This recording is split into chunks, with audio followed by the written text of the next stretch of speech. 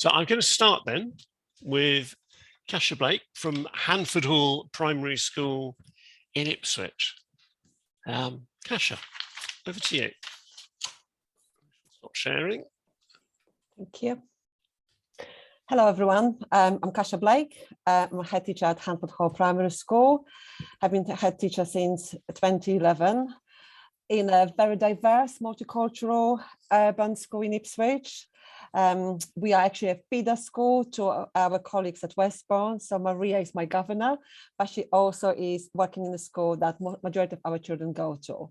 We were the first school in Suffolk that got the Gold Award for EL. And for us, it was really important to have a professional dialogue about our school practice, about things that we found were really useful, and because they are in practice, our children make accelerated progress, but also look at innovative approaches and things that we found work the quickest and things that we will have to work a little bit longer to have the expected outcome.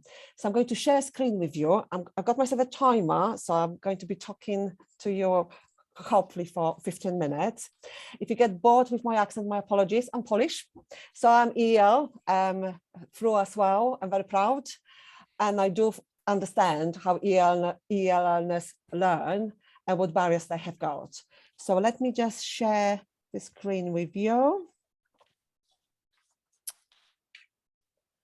And let me just do slideshow, so you've got just one from the beginning. Okay, so like I said, we are a very diverse school right in the center of Ipswich, in the most deprived area. We are 2 formentary, so on paper we actually 1 formentary, but we've got such an influx of new EL students every single day. We work with local authority to extend our PAN. So we've got currently 381 children, and I really hope that from September we will be able to be fully to formentary. Our mobility is really, really high due to where we are situated. So most of the migrant families that arrive in Ipswich, they live in our area, stay with us for a couple of years, they move on. Hence, there's a never dull moment at Handford Hall, but people come and go. We are predominantly EL. We always have been EL. When I started in 2001, we were Bangladeshi and Pakistani community.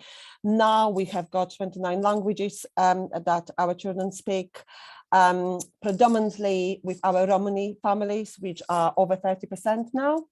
Our Romanian family, which are around 9%, and then the next group is Portuguese, Kurdish, Bengali, Lithuanian, Polish, and lots of any other, but they are our sort of predominant groups. We are very, very high on the SEND provision, over 38% at the moment. So we just had a new groups of children arriving. So we are really high on SEND. People premium is hardly, it's non-existent really, because most of our migrant families work, so they don't qualify for free school meals.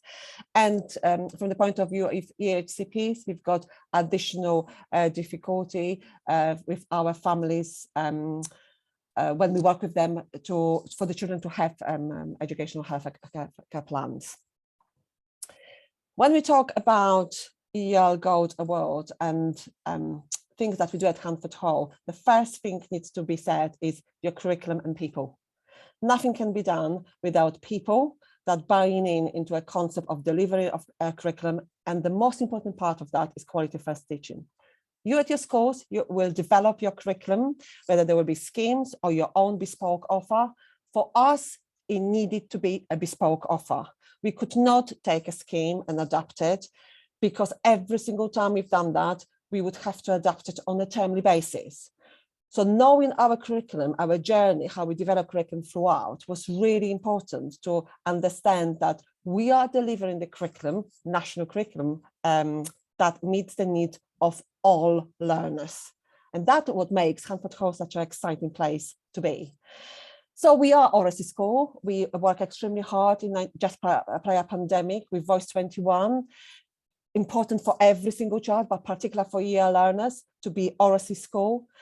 For our main curriculum, we are using the national primary curriculum that gives us a global overview and really embraces the contextual knowledge of our students. The new thing that we are using, it's something we call people book study. So if you know Alex Bedford and Unity Curriculum, we took part of evaluation of how our children are talking about curriculum and how the knowledge and skills they are gaining is progressive. And children are the best tool to evaluate our curriculum. We are very innovative and creative in our approaches because we have to engage our students from the day one. Hence, mantle of the experts, so teaching topics or teaching subjects within the context. From the point of view of teaching children reading, which is really important, our curriculum is 80% reading. There's no way about that. We've got an hour of reading, an hour and 10 minutes of reading every single day on the top of English, and this is a must. We do read writing. It's one of these things that you either hate it or you love it. I can't decide where I am, but this is working for us really well. And it's really working for our migrant communities, our children that come and go, our mobile communities. We are assessing them every single week, and the progress is phenomenal. Accelerated Reader was something that we started using in 2007, and we never looked back. Works really well, and our children are really enthusiastic about reading. If you get your children reading, if they are got passion for reading, they can access the curriculum and they will fly with any subject. If you don't get reading right, this is something that is going to be a barrier for all children. We've got very structured EYFS approach. I'm very much aware that I am primary school, but we are very structured in EYFS, very structured maths and English sessions. There's no time for exploration. It's really exploration for through very careful planning of knowledge and skills and building blocks that the children must have in order to be Key Stage 1 ready. So timing is really important. I was asked to talk about our interventions, and when we think about interventions, I always have got in my mind my first experience of intervention. When I first started in Handford Hall, we had specialist teaching assistants that used to come and take the children, particularly in the afternoon, for a significant amount of time to do interventions. And what we found, the children used to come back to lessons having no clue what was going on in the session. So we tracked several children, and we found out that the children were never in a class. They were constantly pulled by the adult in the most inappropriate times, doing very good interventions, but they were not applying them in lessons. So for us, it was looking at the most relevant and the most effective interventions that are part of our quality first teaching offer. And at that point, we had a really good experience of addressing the full range of beginners in English. Those children that had no English whatsoever, no previous schooling, or they may have some schooling in their schools or in different countries as the families travel, for example, through Europe and they arrive in the UK.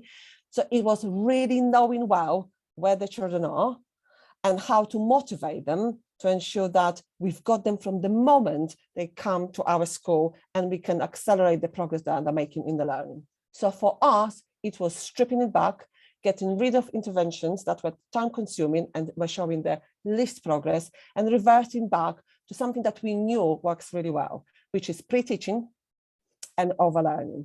So they are the two main parts of our curriculum offer and parts of interventions stroke quality first teaching for all of our learners. How did we came across pre-teaching? So in our school, we provide teaching assistants for every single class, 28 hours, and they are part of the team. So they are working, they become the right hand of the teaching assistant. For us, it was really looking at our budget and investing in people. I cannot stress enough how important people are for EL learners, for any child. But these adults need to be appropriately trained.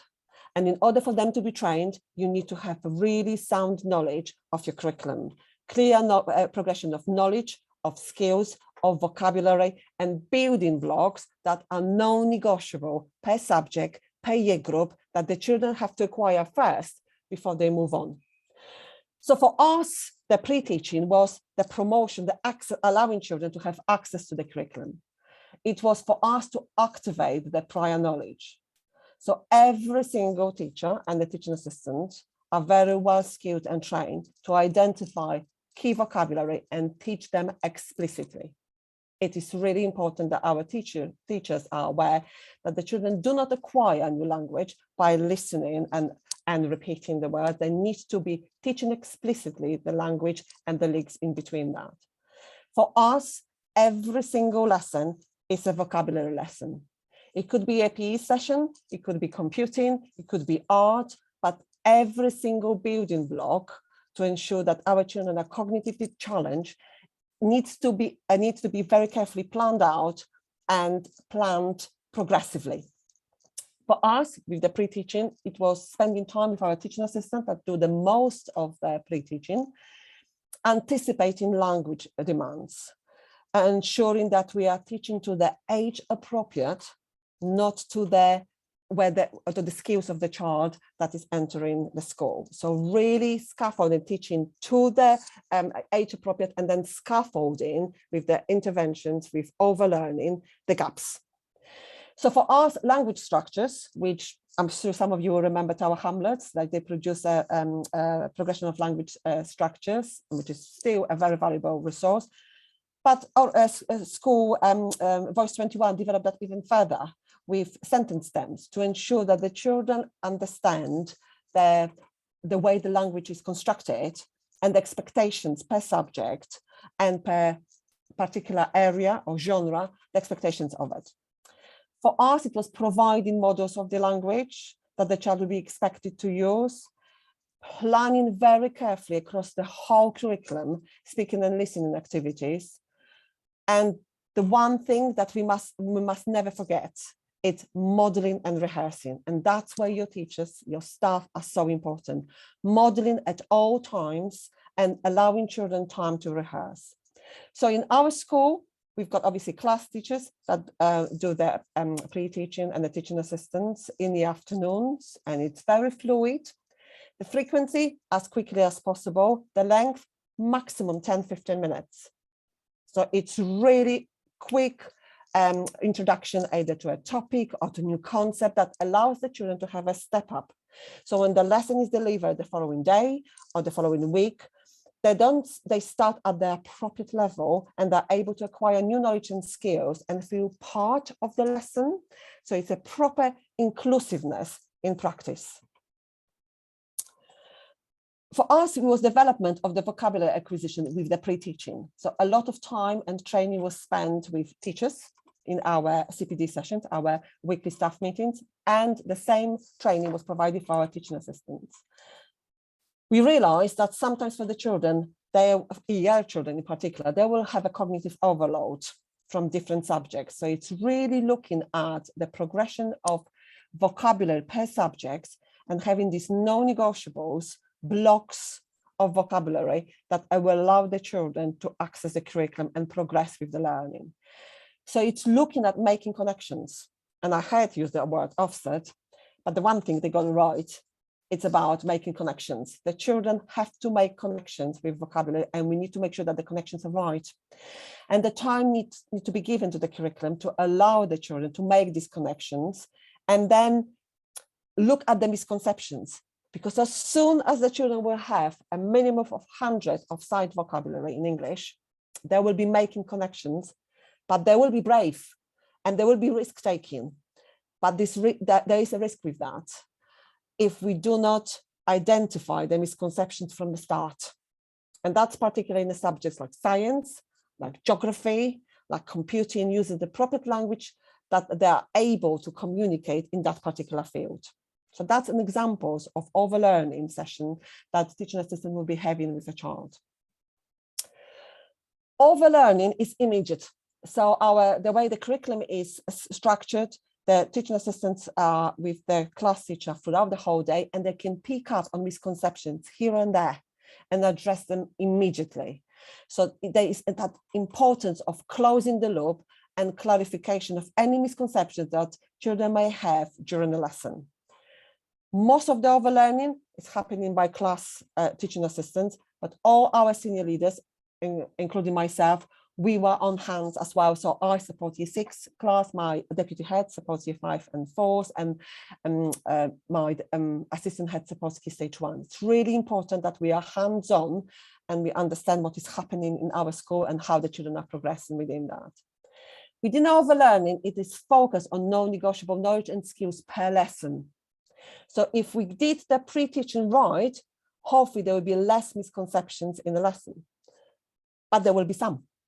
And it will be addressing them as quickly as possible to allow that child in the next session, the following day or the following week, to be able to build on that and progress with the learning.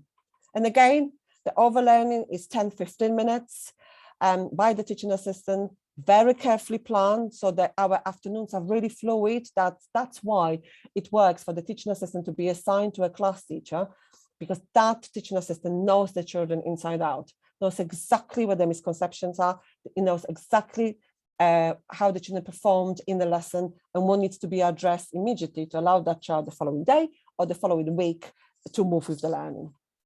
Regular AFL, that's happening all the time, and quizzes across the whole curriculum, very visual, just snap, using our guided reading sessions to allow the children to feed back to us and respond through quizzes about the knowledge that they gained and see whether we are ready to move on to a next concept.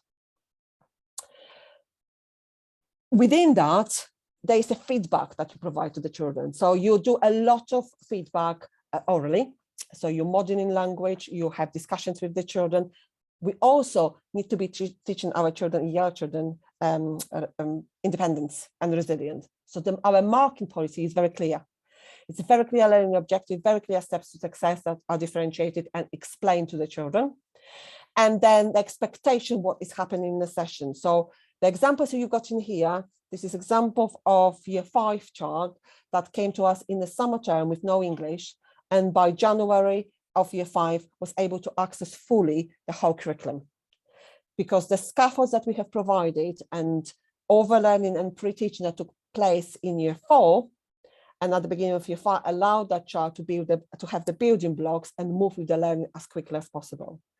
So, for example, the children are able to identify the vocabulary, the new vocabulary, and then there is a discussion in the afternoon with highlighter and discussion whether they use that appropriately. That's where we are clarifying and ensuring that they're using the language appropriately. As you can see on the right-hand side, we provide lots of visuals. We mustn't presume that when we address and introduce vocabulary once and the children got it once, they've got it. They might have got it on that day, that week, but you need to rehearse it over and over again to ensure that it's embedded. Language is amazing thing for our EL learners, and they are still, for the first 5-6 years, they will be still translating English into their own language. And that will slow the way they are thinking, and it slow the responses. But that also allows us to find what the misconceptions are. So the time needs to be given for an adult and a child to have a real meaningful discussion about the new knowledge and skills and vocabulary that they acquired in the right place, in the right context. So that, again, 5-10 minutes, and that is real reassuring because the child will be able to self-mark and say, actually, I got that right, and I can use that now. People book studies also use us to secure independent children's skills. So if you look again on how we introduce the vocabulary, this is what we are expecting every single child that's non-negotiable to use in the writing or use in the lesson. And that is checked on a regular basis.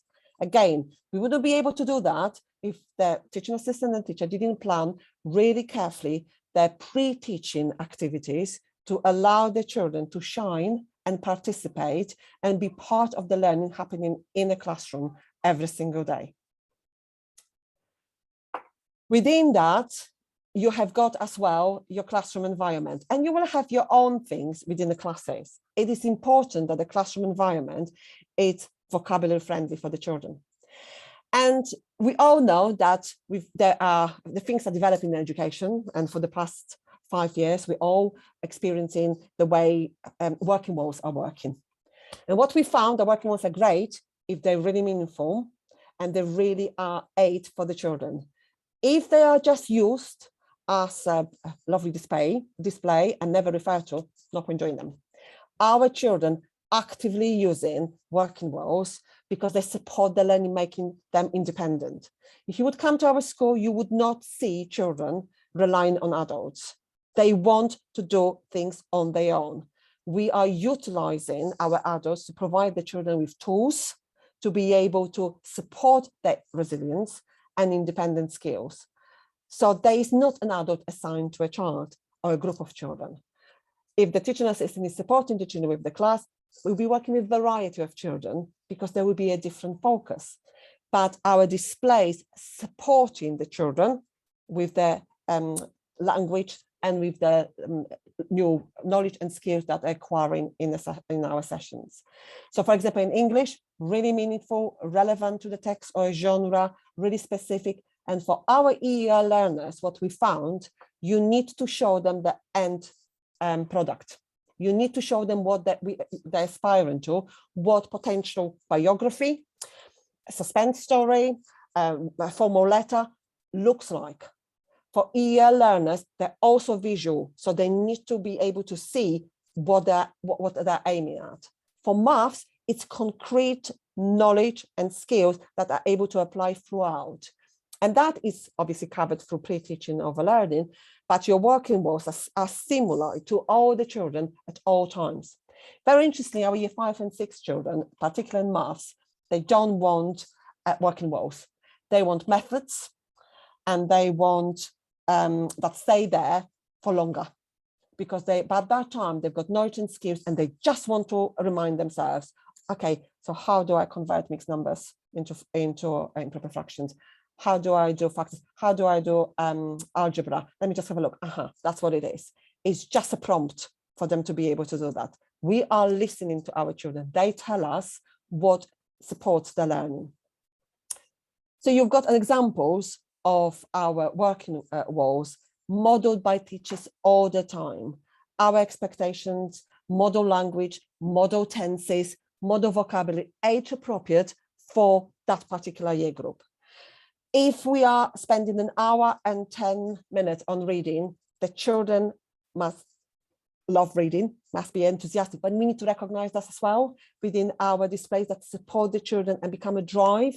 So that is, our children do a word millionaire, and they really want to change and take new books and go to chapter books and read a variety of books. They're really hungry and they've got proper passion and love for reading.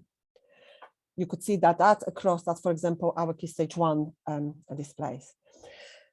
When we were talking about our interventions, we always said nothing will work apart from quality first teaching.